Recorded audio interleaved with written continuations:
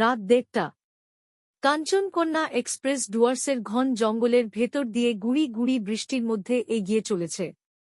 ট্রেনের গার্ড অঞ্জন সেন জানলার ধারে বসে সতর্ক দৃষ্টি রাখছিলেন। বাইরে কুয়াশা আর অন্ধকারের চাদর, সিগন্যাল পোস্টগুলো আবছা দেখা যাচ্ছে। হঠাৎ অঞ্জনবাবু চমকে উঠলেন। ট্রেন লাইনের ঠিক মাঝখানে কুয়াশার মধ্যে একটি বছর 10-এর বাচ্চা ছেলে দাঁড়িয়ে আছে। ছেলেটির পরনে টকটকে লাল রঙের একটা জামা, যা অন্ধকারের মধ্যেও জ্বলজ্বল করছে। ছেলেটি হাত নেড়ে ট্রেনটাকে থামানোর ইঙ্গিত করছে। অঞ্জনবাবু কালবিলম্ব না করে ইমার্জেন্সি ব্রেক বা ভালভ কষলেন এবং ওয়াকিটকিতে ড্রাইভারকে চিৎকার করে বললেন, ইমার্জেন্সি ব্রেক, এক্ষুনি থামান। লাইনের ওপর বাচ্চা চাকা ঘষার বিকট শব্দ আর আগুনের ফুলকি ছড়িয়ে বিশাল ট্রেনটা ঝাঁকুনি দিয়ে থেমে গেল। অঞ্জনবাবু টর্চ হাতে লাইনের ওপর লাফিয়ে নামলেন।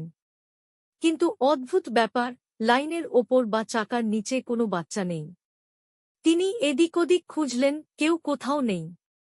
তবে টর্চের আলো লাইনের ওপরতেই অঞ্জনবাবুর রক্তহীন হয়ে গেল। ট্রেনের চাকা যেখানে এসে থেমেছে তার ঠিক 10 হাত দূরেই ফিশ প্লেট খোলা এবং রেললাইনটা প্রায় 2 ফুট উপরে ফেলা হয়েছে।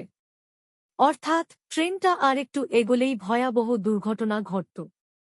নিশ্চিত মৃত্যুর হাত থেকে বেঁচে গেল কয়েক হাজার যাত্রী। কিছুক্ষণের মধ্যেই ড্রাইভার, পুলিশ এবং যাত্রীরা জড়ো হয়ে গেল। সবাই অঞ্জনবাবুকে ধন্য ধন্য করতে লাগল।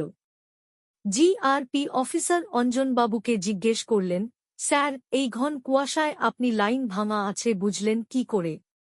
আপনার চোখ তো দারুণ।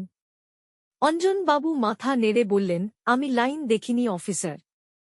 আমি লাল জামা পরা একটা বাচ্চা ছেলেকে লাইনের ওপর দাঁড়িয়ে হাত নাড়তে দেখলাম। ওকে বাঁচাতেই আমি ব্রেক কষেছিলাম।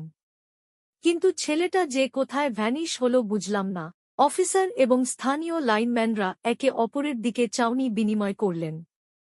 লাইনম্যান ভয়ে ভয়ে টর্চের আলোটা পাশের ঝোপের দিকে ফেললেন।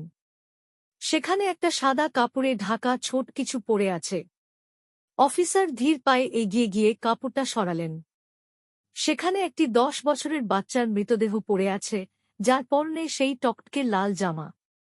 অফিসার অঞ্জনবাবুর দিকে তাকিয়ে ফিসফিস করে শেষ লাইনটি বললেন, স্যার, লাইনটা উপরে ফেলার সময় দুষ্কৃতীরা এই বাচ্চাটাকেই সবার আগে মেরে এখানে ফেলে রেখে গিয়েছিল, যাতে ও কাউকে খবর দিতে না পারে।